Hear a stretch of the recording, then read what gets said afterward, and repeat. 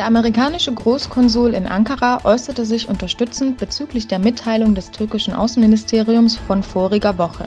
In dieser hatte die Türkei offiziell die Assimilationspolitik Chinas angeprangert und zum Stopp dieser aufgerufen. Auf der offiziellen Twitter-Seite des Diplomaten ist eine unterstützende öffentliche Bekundung zur Aussage des türkischen Außenministeriums zu finden. Dass über 1 Million Uiguren willkürlich inhaftiert, gefoltert und gehirngewaschen werden, bestätigte der Diplomat in seinem Post.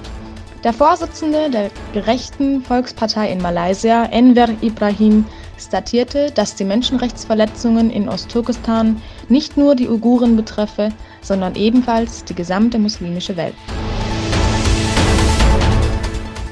Nichtregierungsorganisationen brachten eine Pressemitteilung unter dem Titel »Die unmenschlichen Praktiken in Osttürkestan« hervor. Daran nahmen Muhsin Görgülügil sowie Mustafa Yildiz teil. Beide Herren sind leitende Persönlichkeiten von NGOs und Anhänger der Vereine. Nach einem blutigen Anschlag in Kaschmir, der als grausamster der letzten 30 Jahre gilt, stiegen die Spannungen zwischen Indien und Pakistan, die sich um die Herrschaftsgewalt der Kaschmir-Region streiten, an. Indien will nun die diplomatischen Beziehungen zu Pakistan beenden, den offiziellen Waffenstillstand annullieren und seiner Armee freie Hand lassen.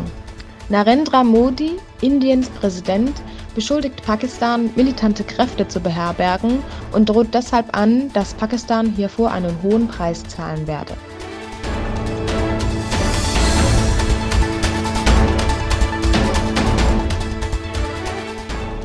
Die Gewaltausbrüche an der mexikanischen Grenze als Anlass nehmend, kündigte Trump an, er wolle den nationalen Notstand ausrufen.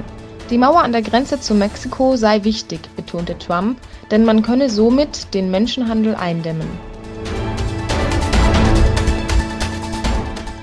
Wie aus einer veröffentlichten E-Mail des amerikanischen Außenministeriums an den Kongress hervorgeht, soll die amerikanische Regierung geplant haben, ein militärisches Flugzeug mit Hilfspaketen zwecks Einschüchterung Maduros nach Venezuela zu entsenden. Auf diese Weise sollte der bisher amtierende Präsident zum Rückzug bewegt werden.